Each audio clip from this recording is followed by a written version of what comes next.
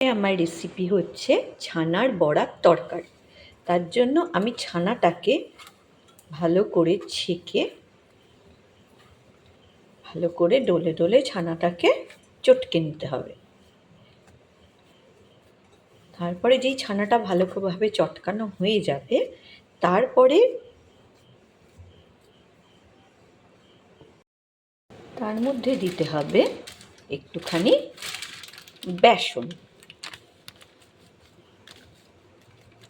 যাতে বাইন্ডিংটা না খুলে যায়। বেসনটা দিয়ে ভালো করে ছানাটাকে ডলে ডলে মেখে নিতে হবে, যাতে তেলে যখন আমি ছানার বড়াটা ভাজবো তখন যেন তেল থেকে বড়াগুলো ছেড়ে না যায়।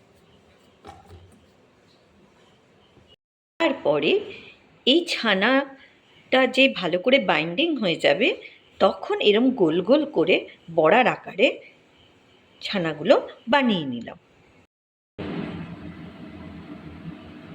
তার জন্য আমাকে কড়াতে প্রথমে দিতে হবে সাদা তেল। তারপরে কড়ার তেলটা ভালো করে নাড়িয়ে যখন কড়ার তেলটা টকবক করে গরম হয়ে যাবে, এবার ছানার বড়াগুলো এক এক করে তেলের মধ্যে ছেড়ে দিলাম।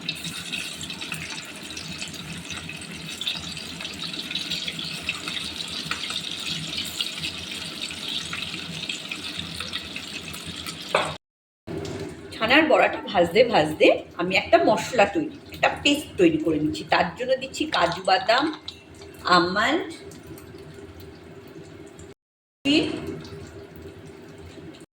করে কেটে রাখা টমেটো আর কাঁচা লঙ্কা, এগুলো সব দিয়ে একটা পেস্ট বানাবো। দেব স্বাদ মতো গোটা জিরে,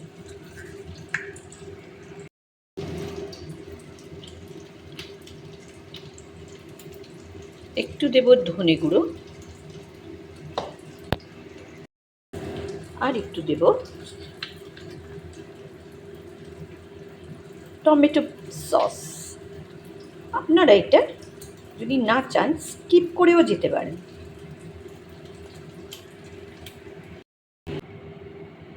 এবার যেই একটা পিঠ লাল হয়ে যাবে তখন বড়াগুলোকে উল্টে দিতে হবে।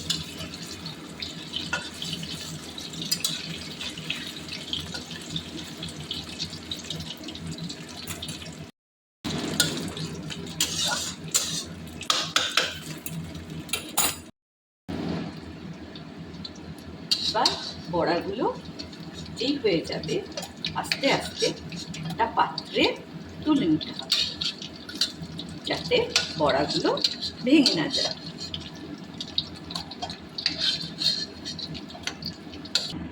ওই বড়া ভাজা সেম তেলে আমি দিয়ে দিলাম একটু ফোড়নে গোটা জিরে,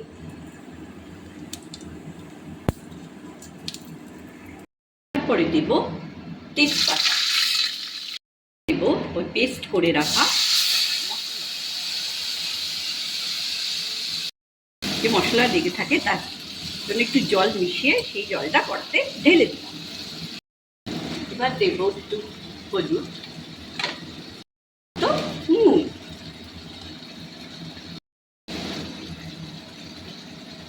তারপরে দেব একটু ঘি, এবার দেব একটু গরম মশলার গুঁড়ো, চিনি, এগুলো দিয়ে মশলাটাকে সুন্দর করে নাড়িয়ে নিই। এবার মশলাগুলোকে নাড়ানোর পর একটা ঢাকনা দিয়ে কড়াটা ঢেকে দেবো। যতক্ষণ না মশলা থেকে তেল ছেড়ে আসছে ততক্ষণ এটাকে কষতে দেব। তখন পর আমি এসে কড়া ঢাকনাটা খুলে যখন দেখব মশলা থেকে তেল ছেড়ে এসছে, তখন জল ঢেলে দেব।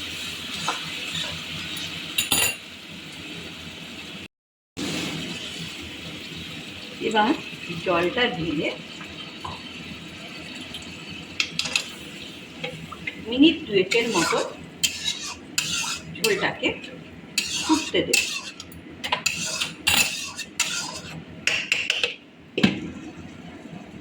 ঝোলটা ফুটে গেল দেখবো, তখন আস্তে আস্তে বড়াগুলোকে সরে দেব।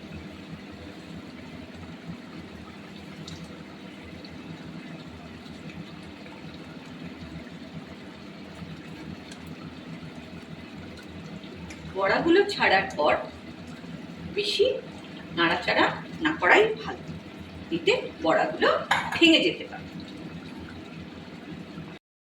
এবার ওপর থেকে একটুখানি ঘি ছড়িয়ে দেব, যাতে খেতে সুস্বাদু। হয়ে গেল আমার ছানার বড়ার রেসিপি।